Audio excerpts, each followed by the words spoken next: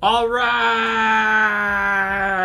what's going on, guys? Trev back again, here to bring you another video. This one's going to be doing my review. This will be the second last episode review because it is the second last episode for Game of Thrones, the series. This episode is called The Bells.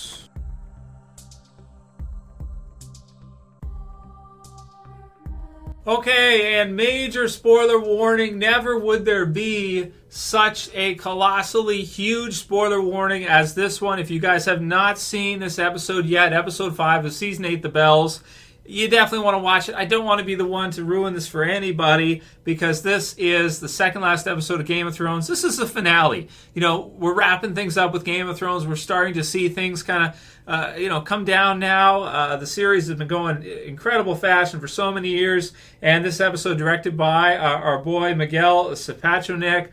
I probably said his name wrong. Absolutely killing it as per usual. We knew what we were getting into before we saw this episode somewhat. We knew it was going to be crazy. He's directed a lot of the best episodes of the series, including The Long Night and lots of others. So we knew we were in for it. We knew something was going to happen. We didn't know what. We didn't know who was going to survive, who was going to be killed off in the series. And I would say that, this episode was... I have so just mixed feelings right now on how I felt about the episode.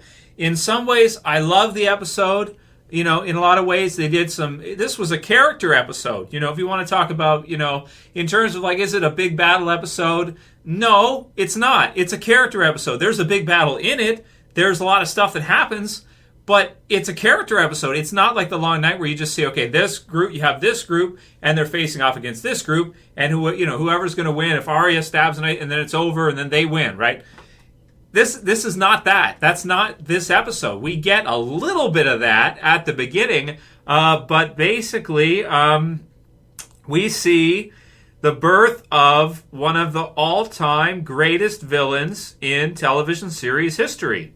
We basically see Daenerys, her story she completely turns heel in this episode. She goes from a long-running series heroine, good guy type of character, breaker of chains, mother of dragons, this type of good girl type of character, hero, and she is brought down completely she has completely flipped. She has turned 180 degrees. We see the dragon and we see her get a taste of blood and she likes it. She likes it and she continues and she doesn't stop. And we say she goes mad? I mean, I guess so, right? She becomes the Mad Queen. So we go from couple episodes ago, her being, or at least a season ago, her being one of the most beloved characters in the series to all of a sudden Emilia Clarke's character being probably who is going to be the most hated character in the show. Surpassing Cersei, probably surpassing the Night King too, and being probably the greatest villain this series has had and one of the greatest television series villains ever. We kind of saw it coming, but just a little, right? I've seen the comments last week. I mean, you saw it starting, but just a little bit, in the last few episodes. At first, she's telling Jon what it's going to do. She's asking him not to tell the others. He does it anyway. He has to. Eddard didn't tell about him, but he's going to do it now. He's a man of honor. He can't not do that, even if his queen asks him to. And in this episode, we see the ramifications of that. And we see Daenerys absolutely decide that these are not her people, and she simply just doesn't care. So, Dracarys, she rains fire on them. She destroys the entire capital, basically. It went, in a lot of ways, how I thought, at least for the battle part. Drogon's speed, really showing that out of all the dragons, that he is the alpha, he is the best of them all, and he is leaps and bounds better than the others. If this was basketball, he's Michael Jordan. I mean, he's over and above. People are throwing, he's air time, hang time. He's coming in with unbelievable speed, kind of nose diving in. they can't touch him. Cersei's confident. She's smiling. She thinks she's got this. She's always had it before. Power is power. She's always felt like she's in the power position. She's always felt like she can handle whatever. And that even if Daenerys is able to do this or that somehow it's going to be okay. And it isn't. And it's not. And basically, as you see things go through, so she takes out Euron, his fleet, and he basically washes up ashore. He doesn't even really come close. Drogon comes in with such speed and such finesse that they can't even touch him. They don't even land not one ballista shot, not one spear doesn't hit him. Whatever you want to call ballista bolts or spears, right, as they get fired off, giant arrows basically. Doesn't touch him, doesn't phase him. He's able to dance with dragons. He's able to dance in between them. No problem. Lights up the ships in hardly any time. Comes around the backside and clears out all the ballistas so they can't even, maybe a couple of them got shot off. But aside from that, basically the whole place burns. And then the wall explodes from behind. The Gold Company is absolutely just trounced to the point where they're all ready to just run away as soon as they can, because there's just fire everywhere. You got people burning alive. You got just fire everywhere, chaos. Jon and the others get the signal, so they run in. And we start things off with her, she's doing her thing. She's doing good. We end things off in the absolute opposite direction. So we get a point in the middle here where things flip.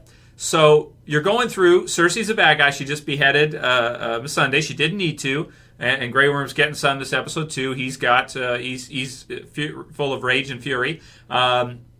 He's ready to kill anything that moves as a result of what's just happened, just like Daenerys is, and he's loyal to her to the absolute end, and he doesn't care either. So him sort of becoming a villain in a sort of way here, because of the sympathy that Cersei and Jaime and the Lannisters flipping as well too, going from hardcore bad guys all throughout the series to a lot of sympathy in the end, getting a lot of sympathy as the entire place is just collapsing around them.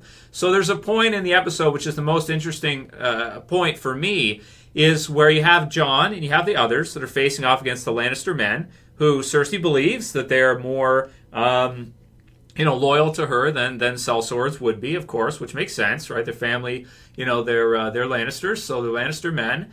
And they know that they're defeated. The dragon's roar causes them to put their swords down. They know they have basically no chance here, and that Daenerys can just, they know they've lost, so they put the swords down. And, basically the bells. So the episode is called The Bells. So you have the bells that toll, or that you can hear them ring. And, you see Daenerys kind of think about it, decide what she wants to do, become bloodthirsty, and there's the flip. There's the switch right there. She goes from, one of the best heroes in any series ever to the best villain, probably right there, because she shows no mercy, and she decides that she really doesn't give a shit about this capital or these people, even to the point where, some of her own people are getting hurt in the mix. You have Arya, she's just trying to get the hell out of there and survive. The Hound tells her to get lost because basically the whole place is going to go to all hell, and he's seen too much before. We had Varys earlier on as well too, to kind of start things off with this role here that, oh man, so you kind of feel it there, and you got, she's not looking good, right? She hasn't eaten, she's not feeling good, she's kind of drawn out and everything. And so it starts with Varys, it continues on from there. It just leaves us in a spot near the last episode here. In the last episode, like, what is going to happen now? She's going to be Queen of the Ashes. Is there going to be anything left for her to rule? People won't forget what she did or what happened. And, could we see another Queen Slayer in the last episode? We'll save it for a predictions video. What is Jon going to do? Jon got to see firsthand. They surrendered.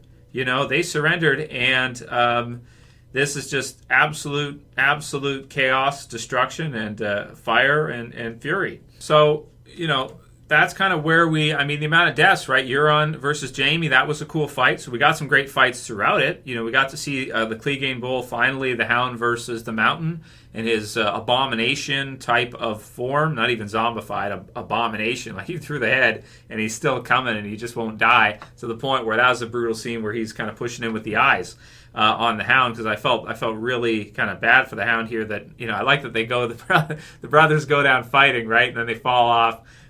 They fall out of the building there, and just you have fire everywhere and just destruction all over the place.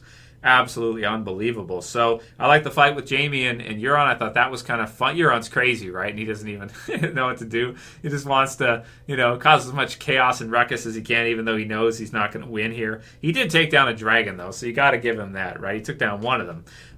But man, I mean, this was just unbelievable. I felt bad for Arya. She's running through. There's people with the stuff falling on him. There's like a lady and her daughter. She's telling her, we got to get out of the city. We got to get out of here. And then, she's on the pony that's just covered in blood everywhere. And they're going out, or the horse, and they're going, the white horse, they're going out, and it's just death everywhere. You just see all around her, charred bodies and just everyone. And you can see in the preview that, Daenerys' forces are celebrating. But it's really like, what is there to celebrate? They took the capital, but they absolutely destroyed everything. There's going to be a lot of people alive still that still survive because there's the population was so dense, and it's kind of nasty because they all came in for protection. And they ended up getting trapped. So they all come inside, and, Cersei's going to protect them and everything. They close the gates and everything. Nobody gets in, nobody gets out. The gates are closed. And then as we go through, because the whole thing is just burning down and everything's just collapsing and cracking and everywhere, just buildings all over the place, everybody's trapped in. So they're trying to get out, and they can't get out. And even Cersei and Jaime, right up to the end, to the last moment that they're alive together, Tyrion tries to give them, it's his family, so he tries to give them a way out.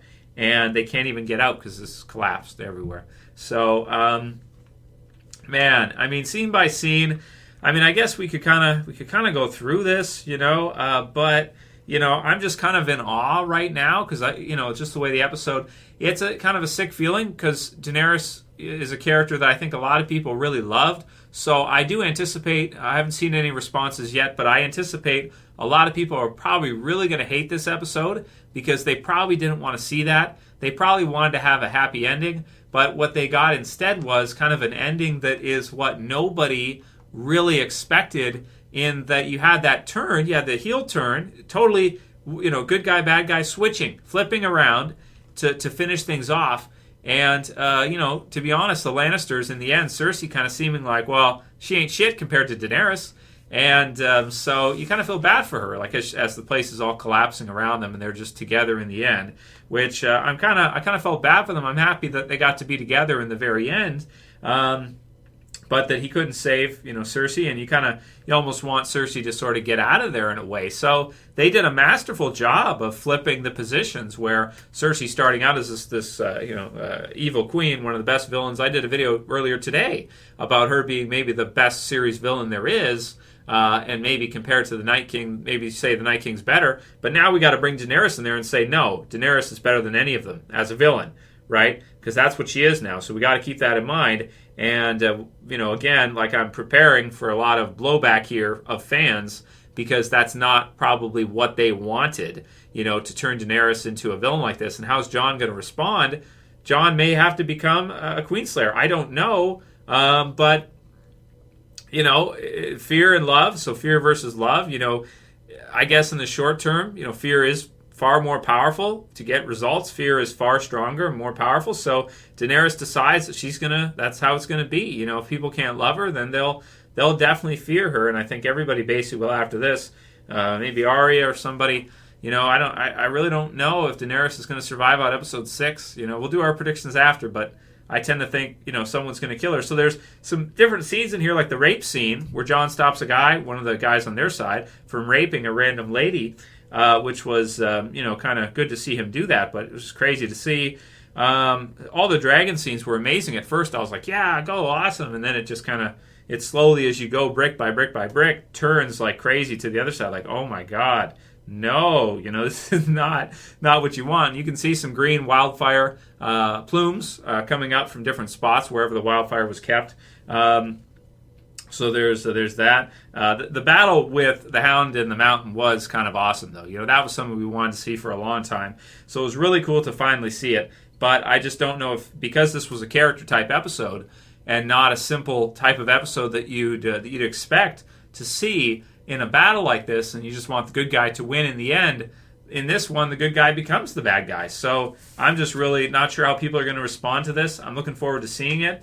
I think that's most of the stuff, I mean, should I break it down scene by scene? I don't think so, man. I don't think it's that type of episode. You know what I mean? That's not what it is. It's a different type of episode. I wrote down brilliant here with them surrendering and everything, but that was before the punishment. That was before the where she decided she's just going to burn the whole place down, and that was just crazy to see. She basically nuked them, and for that, it's pretty hard to be behind somebody who's gonna nuke a population, right? Tyrion always pleaded with her to show mercy, and it seemed like she was going to. Right up until the end, and then she didn't. I guess she let the power get to her head, and she just decided that F everybody. I'm just gonna, if I can't have the city and have peace and have people love me, then I guess I'll have them fear me, and I'll just force them to do what I want them to do. So, Wake the Dragon, good intro as you see Daenerys and all kind of the things go through as she turns to. I guess it kind of started there when she saw Missandei, right, and she saw what happened with that. That okay, people are not going to play ball. So I'm going to give them no choice. No more chances to be stabbed in the back. Just kill everybody. But, yeah, in doing so, it's like, oh, man, it's kind of sad. It's a sad episode, isn't it, for fans of Daenerys and Game of Thrones, really. So that's cool. I'm good with that. Score for the episode. How do I score this? You know what I mean? I mean, like in terms of the episode, like you could say in terms of the effects and everything, like 10, right? The battle and everything was pretty much what we wanted, even though we didn't maybe expect to see them surrender so easily. But it made sense once Drogon got started and they realized that, okay, there's nothing they've got that can mess with that. I really don't want to rate it. I mean, I guess, like you say, it's a perfect episode. It's a style choice. You choose to take her from there to that, and it's totally unpredictable, and it's totally not something anybody had seen for the season, I don't think, or for the end of the series, in that the good guys become the bad guys as time goes on, right? What's the Dark Knight quote, right? You live long enough to see yourself become the villain. Well, Daenerys certainly is. So I don't know, man, in order to win. So it's kind of a sad ending or a sad theme. So I'm not going to score it because I don't think it makes sense. You can't. Some people are going to say 0. A lot of people are going to say 0 because they're not going to. It probably wasn't what they wanted. So that's it. Wrap up the review here. We'll do our predictions for the final episode, episode 6. I'm kind of sad. I'm surprised. I'm not sure why they went that way. But at the same time, I'm trying to decide, was this a misstep? Because ultimately, you got to serve the fans, right? You got to do what the fans want, right? And I think out of every possible option, I do not think this is what the fans wanted. I mean, I don't know. You guys tell me. We still have one episode left. Leave your comments. If you like this review, though, and it has nothing to do with the episode, if you like to hear my thoughts, then thumb it up. Share, favorite, subscribe, bottom left if you're new. That's it for this one, guys. I'll see you again soon after I gather my thoughts a bit more, process all this a little bit more, and we do our predictions for the final episode of Game of Thrones, episode 6 of season 8. That's it for this one, guys. I'll see you again soon. As always, this is Trev, and I'm saying peace. Later, guys. See you soon.